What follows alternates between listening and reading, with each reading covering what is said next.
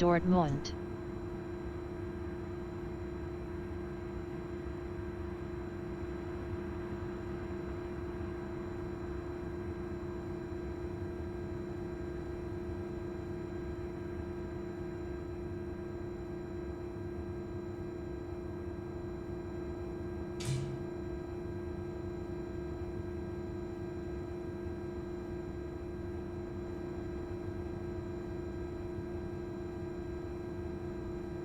The next stop is Calais.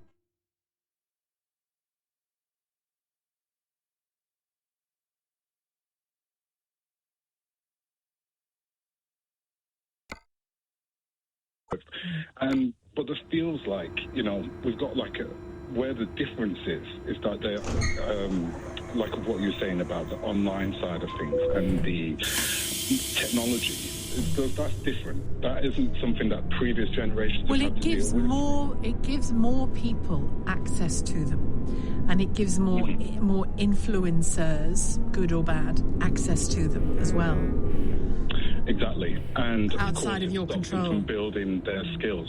I mean, even for younger kids, like having young kids playing out on the streets was normal for many generations down, probably even my grandparents' generation. But now it's not so common, and so we as adults are changing just as much as the younger people are changing. But I feel like the younger people are accelerating in so many areas, and I mean, technology in general isn't really the best thing for young teenagers. We all laugh saying, "Oh, you think you know everything," well, it's but how they it's can know used. anything. But it's how it's used, Matthew. You can't amputate technology from the life of a child or a young person. You just can't, because you can't, because it is the world they are in, and it is only going to get more digitized, more technological. You can't. But what you can do, like anything, you know, like when cars first came onto the planet, you know, you teach them road safety, you teach them online safety, you teach them self-respect, you teach them. We're still too coy in this country about sex. It's, you know, the number of parents who still go, "Oh, I've got to have that conversation with my kids." Oh, God. Just think, get to grips with it, for God's sake. You know, of course you have to have that conversation with your kids. If you don't, some other loser will, you know. My part that I would like to add to this national debate is, as a parent, is like, so we've got two tools that we could use. Well, I believe are two tools, which is, you know, one is that we teach them and hope that they go out there and make the right decisions, and then we've got intervention as well. Like when I was hearing some of the things that you're going through with the specialist, I was thinking to myself, wouldn't it be brilliant if we just like had police just near every school? And then I was thinking, is that wrong? Am I like taking away? What do you mean near every school? Well, when I look back in my personal experience, I did see some quite violent things, and some of the most violent fights I've ever seen in my life were when I was a teenager. Frankly, I don't think it's fights, but they were quite violent. At school? Sometimes I do wish that, after school, on the bus back from school, and it would be nice if there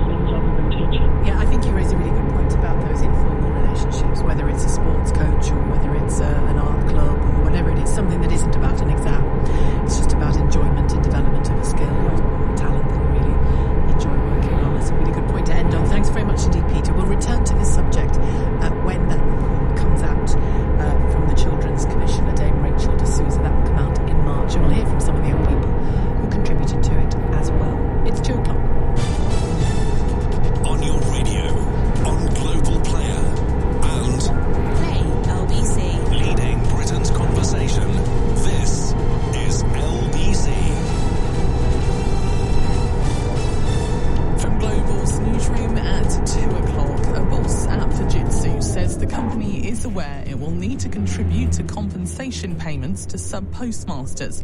Paul Patterson has been appearing in front of the Commons Business and Trade Committee to answer questions on the Horizon scandal. Hundreds of postmasters were wrongfully convicted after an IT error invented non-existent shortfalls in the company accounts.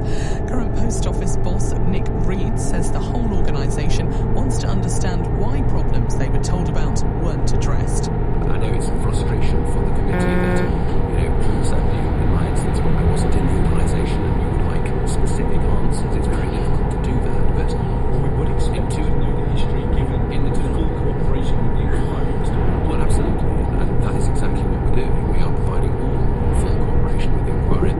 More than 60 right-wing Tory MPs are expected to rebel against the government's Rwanda bill later. Rishi Sunak's flagship legislation to end small boat crossings in the Channel has returned to the Commons this afternoon. A number of amendments have been tabled to tighten the law, which would see asylum seekers deported. The Children's Commissioner for England has told LBC almost every child she speaks to says they've been exposed to violent porn. Dame Rachel D'Souza is writing a report about the issues young people are facing ahead of the general election. She says using social media on their phones is part of the problem. Every child I've spoken to in the survey, I've said, what age did you get your phone? It's normally 8, 9, 10, 11. When we were on social media, all of them too young. All of them on before the age. How many of you have seen extreme violence?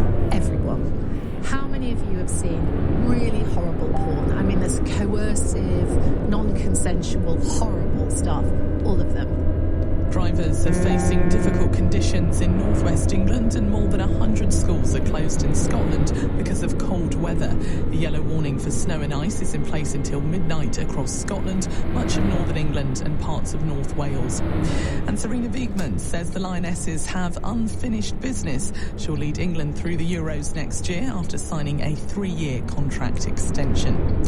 In the city, a short time ago, the FTSE 100 was trading down 30 points at 75.64. The pound buys $1.26 and €1.16. LBC weather staying cold this afternoon, largely cloudy across the north with sleet and snow drifting in, mostly dry and sunny in the south, a high of 7 degrees. From Global's newsroom for LBC, I'm Amelia Cox. This is LBC from Global, leading Britain's conversation with Sheila Fogarty.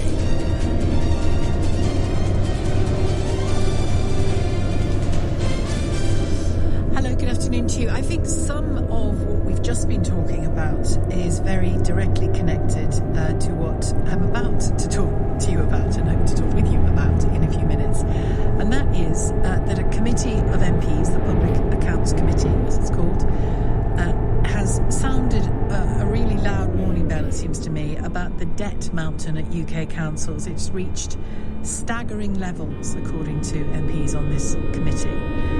Councils owing a combined £97.8 billion to their lenders, equivalent to around £1,400 per person. I'm joined by the chair of that committee, the Labour Co-op MP for Hackney South and chair of the Public Accounts Committee, Meg Hillier, and we'll speak to John Harris, the journalist at The Guardian, who's written extensively about austerity, local councils, what it's meant for people's day-to-day lives.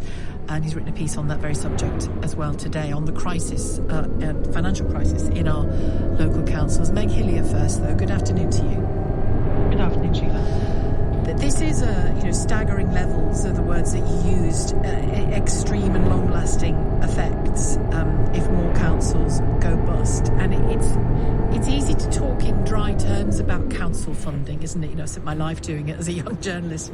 But there's nothing dry about it. It's the nuts and bolts of how we live in the community we live in, isn't it? Absolutely. I mean, we're talking about social care, children's care, special educational needs, libraries, parks, all of these things that we use every day and value. But actually, legally, councils are only required to provide a very minimum level of service. And some councils are getting to the point whether that's what they are providing. And of course, if they do go bust, as we've seen in places like Liverpool, when they say go bust, that's not a non-technical term, but when they say they can no longer balance their budget, then commissioners are sent in, often by the government, who make the decision decisions for the local area instead of the locally elected politicians, and then that really does mean you're paring down to doing only what the council is legally required to provide. So when you get to that point, that's really a very bad situation. But the overall picture here is we've been looking at on the committee for a number of years about commercial borrowing that's been out of kilter with the level of the base budget of a council, and sometimes done in a way that is really pretty reckless. There's obviously been then challenges in the markets where some of these investments have been made, whether it's shopping centres or offices, and then of course if they borrowed to do that, the debt on that borrowing is now pretty high, and that's another factor in the costs councils are having to spend a lot of money paying for the debt. Is it necessarily reckless when it goes wrong? Not always. And if you look at, so for example, let me take the example of Luton and Manchester, the Manchester authorities combined, both own airports. Now you might say that's an odd thing for a local authority to do, but they've run them and they were pretty sure bets until the pandemic. But during the pandemic, Luton had to make some very tough decisions about how to balance its budget when it didn't have the income from the airport. And they bravely took those hard decisions, made decisions that were upsetting for them and for local residents, but they made sure their budget remained balanced, and they are not in these measures now because they took that hard decision. And of course, the airport's now back in action, so hopefully they'll recover over time. But you have to be hard-nosed about making those decisions, and sometimes there were egregious examples in Spelthorne, which borrowed way more than its base budget.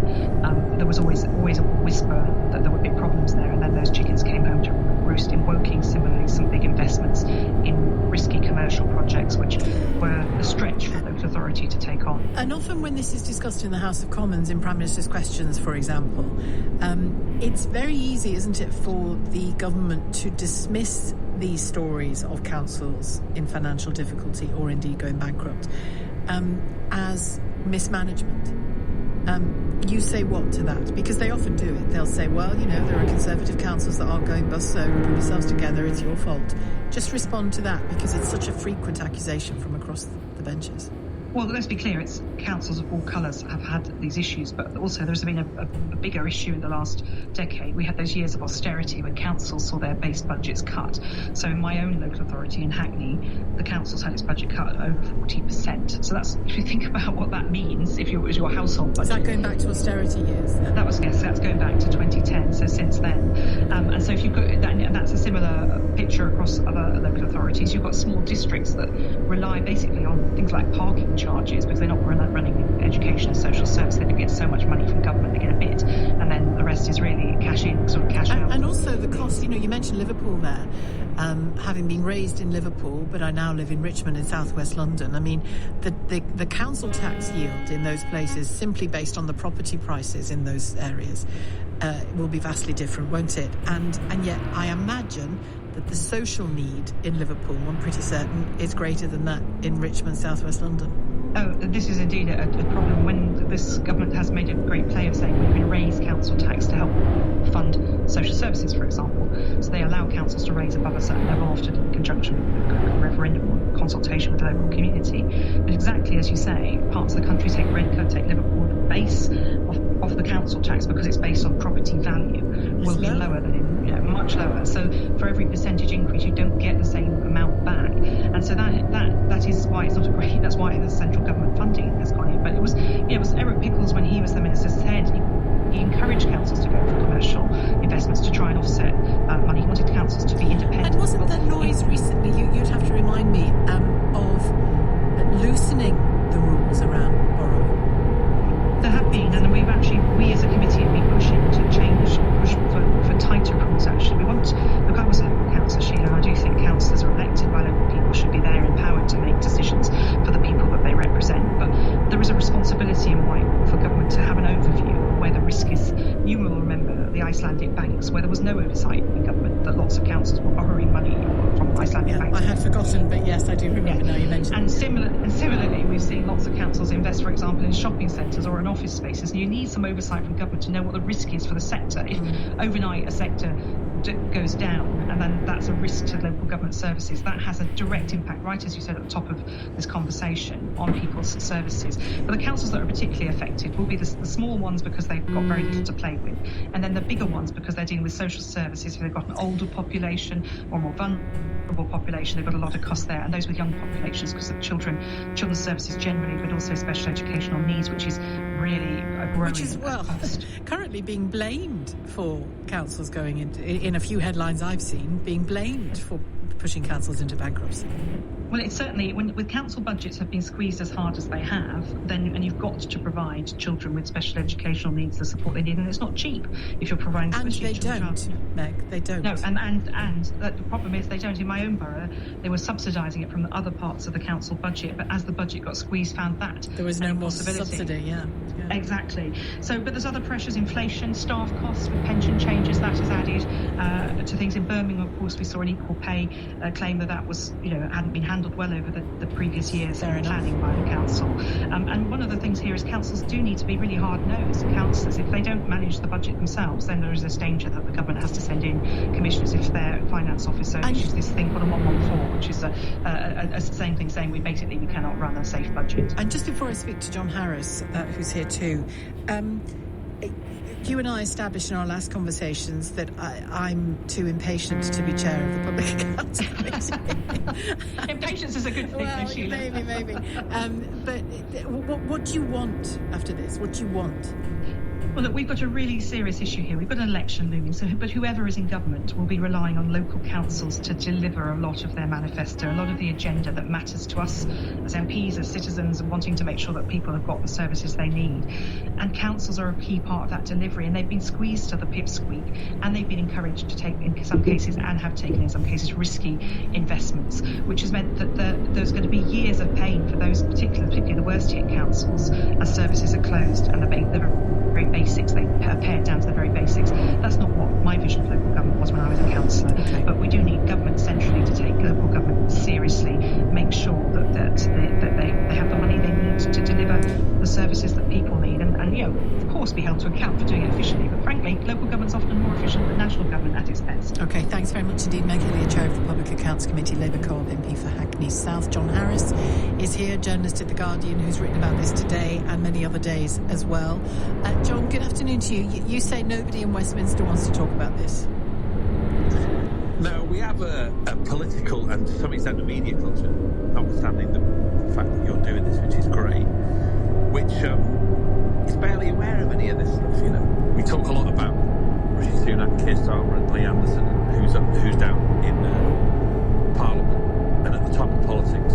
But if you use the term local government in front of a lot of political commentators or politicians, their eyes glaze over. It sounds boring, and it's not boring at all, because as you've probably already established in your conversation with Meg Hillier, this is the bit of government that delivers a lot of the services people rely on: adult children's social care, provision for kids with special educational needs, and then you've got things like parks, roads, potholes, refuse collection, youth services, leisure centres, libraries, daily life. It's the fabric of life, And once that stuff starts to go downhill, because money's been cut back, you see it. It's like ambient austerity. It's not stuff in the case of most people's lives that causes urgency and emergency, but it really affects how people feel about where they live. There's nothing more symbolises neglect to my mind than a rusty swing, right? It's horrible, or a slide your kids can't slide down, or the fact that no one's mowed the grass verges for ages and there's litter everywhere, right? Or that every time you get in your car, you collide with endless potholes as you go down the road. Or a locked-up playing field, that kind of thing.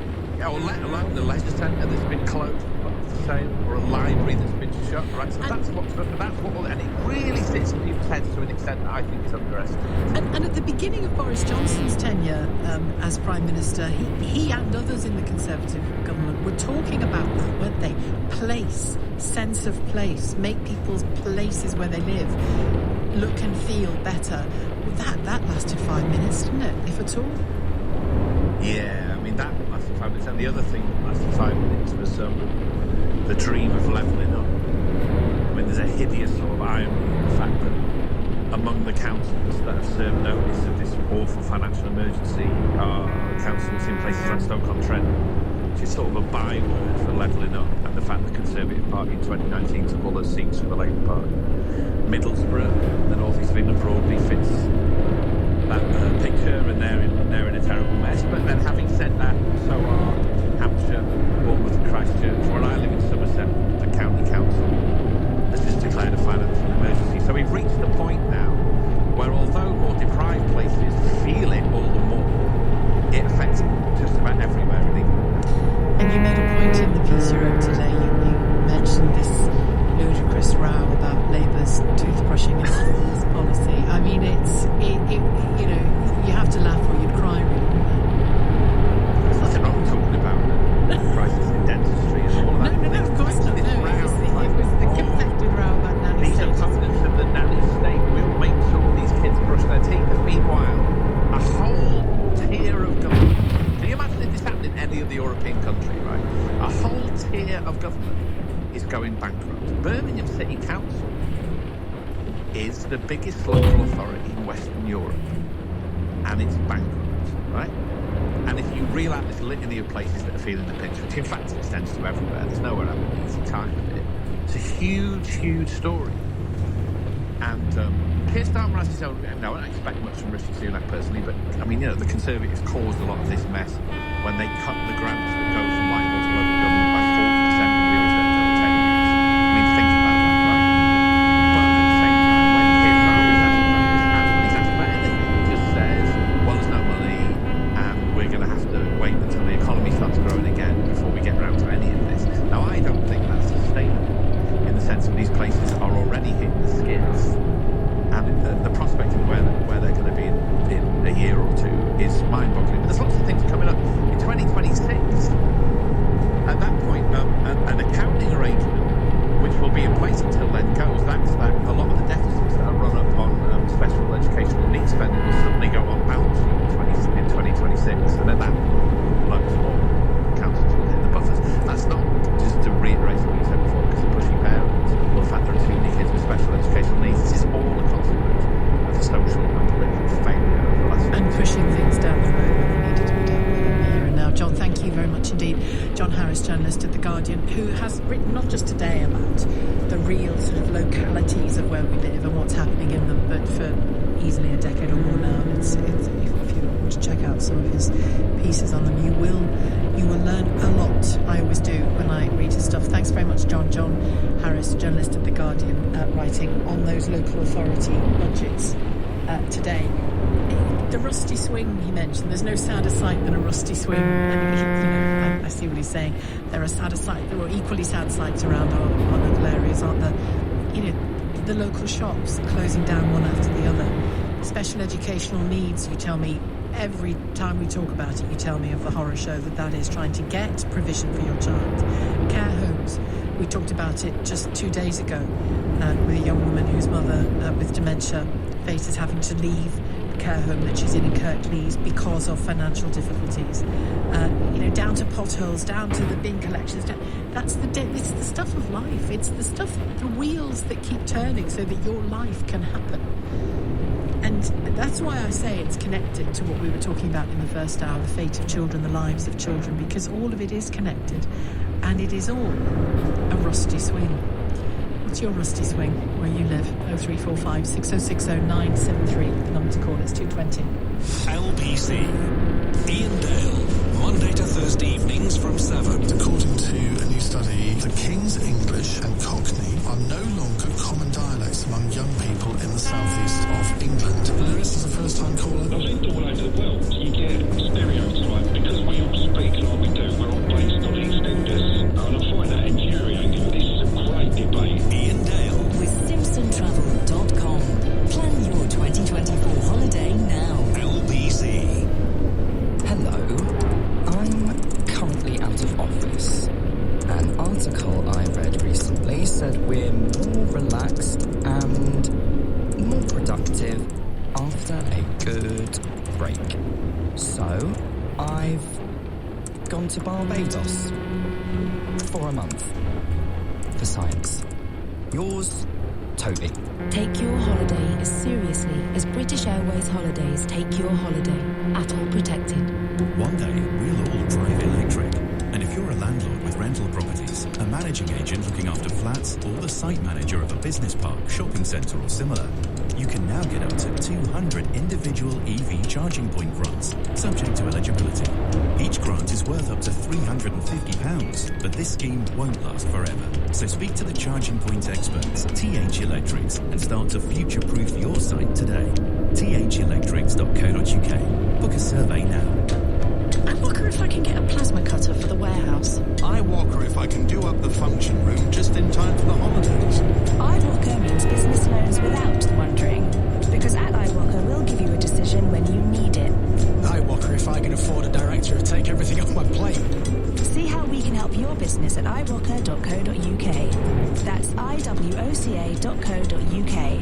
iWalker. Hassle-free loans for small businesses.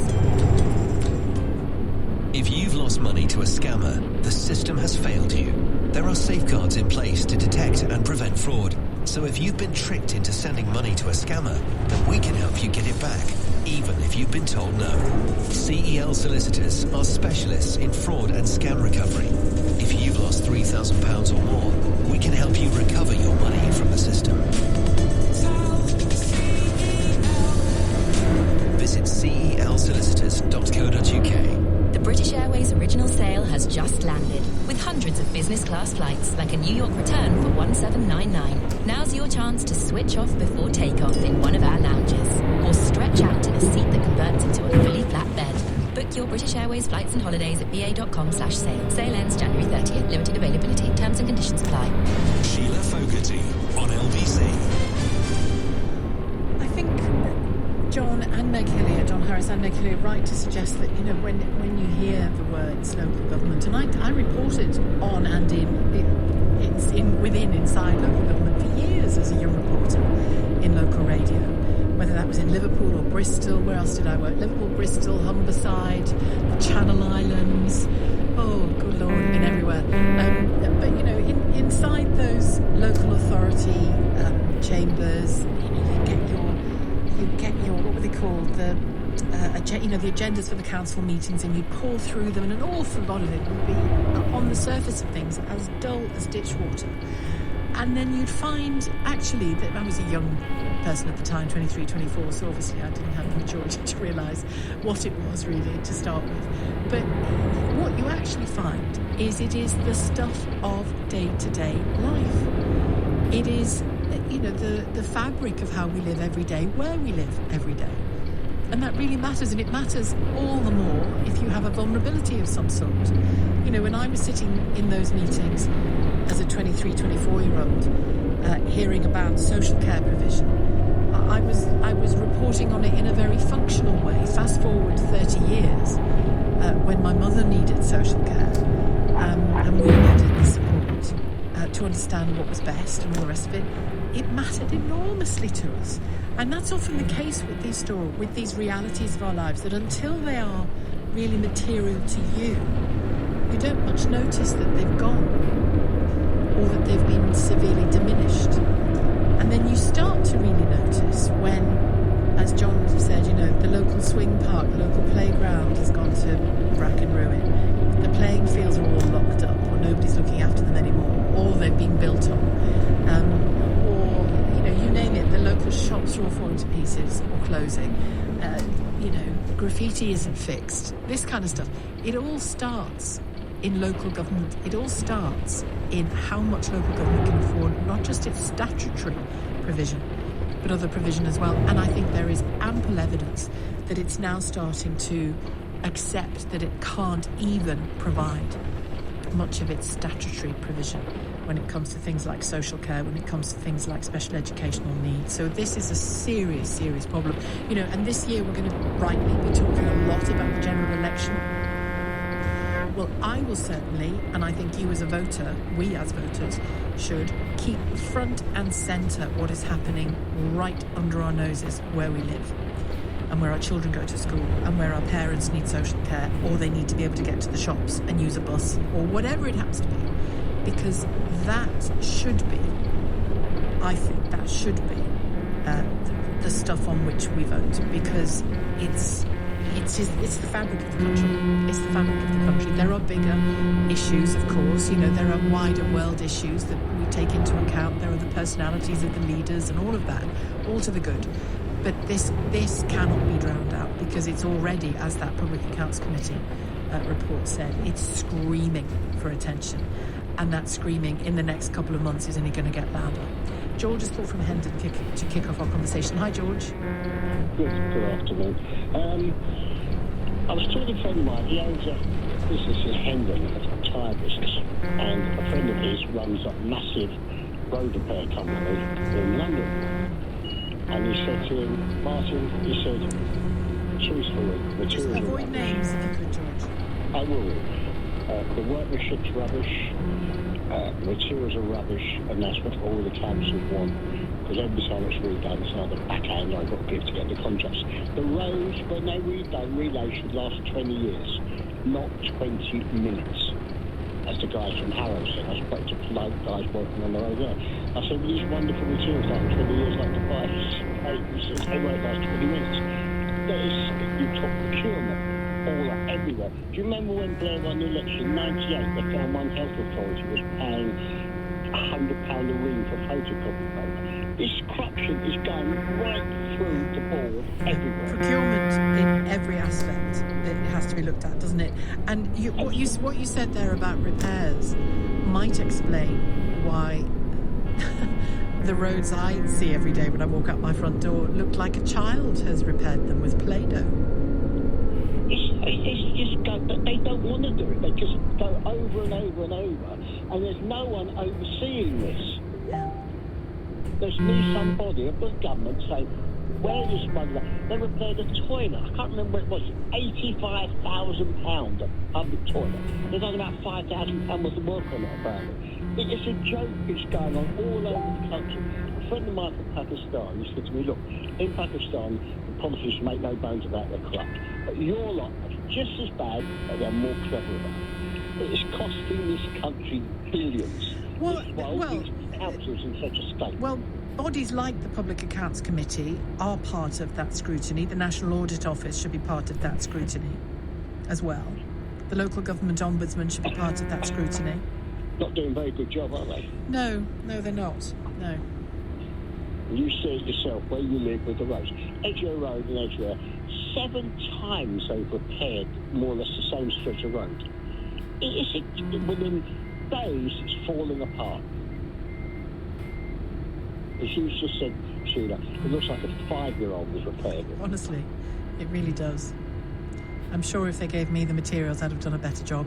And also, the particular one I've got in mind, they repaired like a 10 by 6 patch is what they put over this problematic part of the road, and I'm not talking about a pothole. And I just thought, oh, okay, sticking plaster. Literally looked like a sticking plaster. Do you remember when they put an extension, like the road wide on the M3? That went on for years. I remember China, they built a road in the Congo, a motorway, in a few weeks from jungle. It took us about 5 years to put an extension on. How much money does that cost? Look at HS2, what's that costing? 100 billion for something that we completely retirement. What's the answer? I guess we don't want no government services anymore. We want something that's going to get them. Well, you're going to have to choose one way or another. Oh dear. Are you going to vote at all?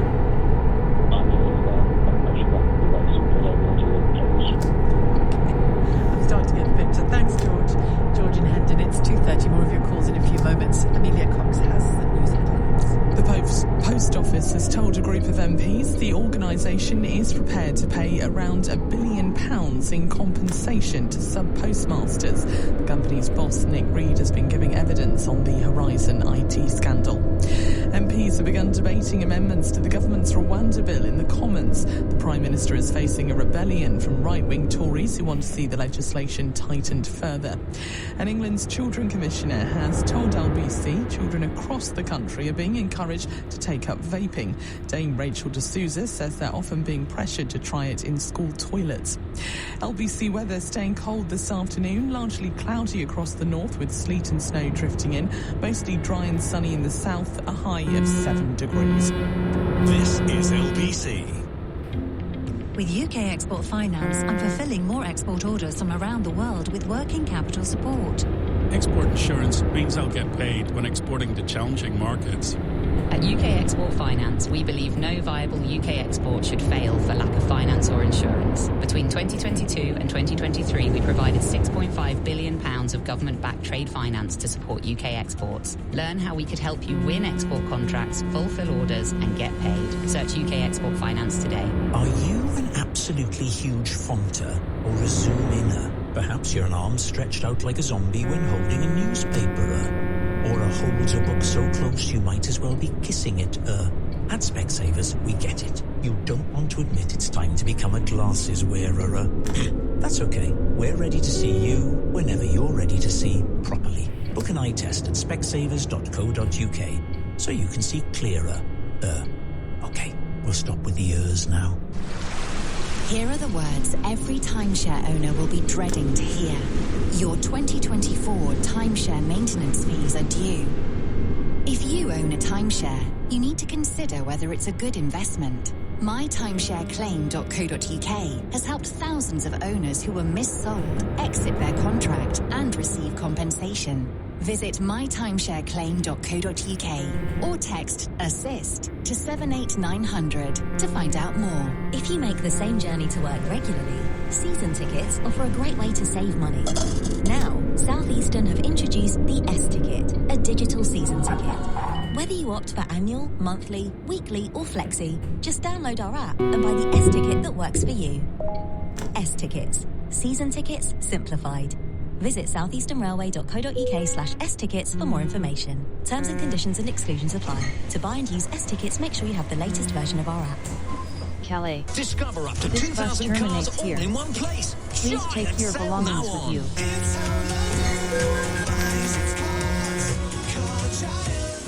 Roll up for an entrancing delight, a mouth-marvelingly tastacular, wonderful sight, uncannily, suckably, soothingly sumptuous, mysteriously, mentally, tongue-twirlingly scrumptious. We see great flavor in your future. Marvel in the menthol with Jakeman's of Boston since 1907. Thank you for your business loan application, Mr. Myers. Ah, yes, Myers, of course. I'll have to pass this on to the Director of Hesitation. The what? Who will then send it to the Red Tape Committee. The Red... Where the President of Procrastination will then have... Luckily, business loans from iWalker come without the tribulation. No wait, no faff, and a decision when you need it. See how we can help your business at iWalker. That's iwoca.co.uk. iWalker. Hassle-free loans for small businesses. Leading Britain's conversation. LBC with Sheila Fogarty. Before I get back to your calls, or get to them in more detail, I want to focus for a few minutes on this victory for Donald Trump overnight in the Iowa caucuses, a key part of the journey towards the White House. He has hailed his landslide victory there, no denying that, as very special, and it cements his status, so far anyway, as the clear frontrunner for the 2024 Republican presidential nomination. Let's get a sense of things from Andrew Feinberg, White House correspondent for The Independent, who joins us from Washington, D.C. Good afternoon to you, Andrew. Good afternoon, Sheila. Very special, he says. Why so? Well, he has performed better in the Iowa caucus than really anyone. It's very rare for anyone to have such a commanding lead, much less a victory over 50%. That's just massive. It's objectively, it is a landslide. It was a huge win for Mr. Trump, and it really made a mockery of his two main opponents, both of whom have won statewide elections to be governors of their respective states, Ron DeSantis and Nikki Haley. And it really showed that no amount of campaigning on the part of either of those two candidates was going to break the hold that Mr. Trump has on his base of support. They are very much conditioned to support him and only him under any and all circumstances. And yet this wasn't just his base, was it, that supported him in this instance?